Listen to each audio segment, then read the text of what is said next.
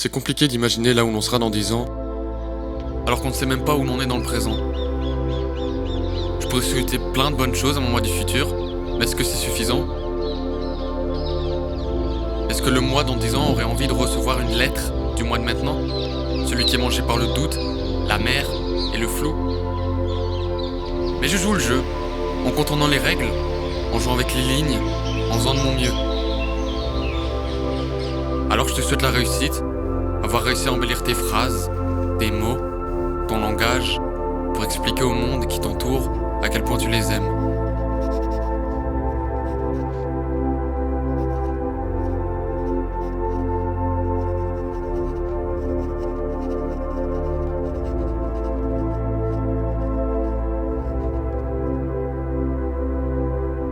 Aimer ce sentiment si complexe que l'on voit dans des attentions et des gestes qui n'a besoin d'être dit pour être vu. Tu l'as attendu, à la gare, dans le métro, ou sur un banc, alors qu'il était déjà là.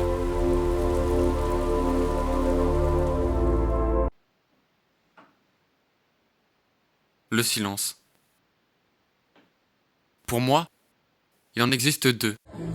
Celui qu'on choisit, que l'on désire, quand le monde autour n'est juste qu'un bruit désagréable. Et il y a celui qui est imposé. Celui qui apparaît sans qu'on ne le veuille. Celui qui arrive quand les mots peinent à sortir.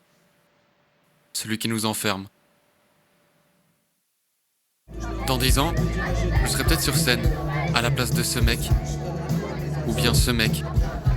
En train de délivrer mon tout premier texte accompagné de mon guitariste. Mais ce futur, il reste encore flou. Pas grand chose à lui donner de plus.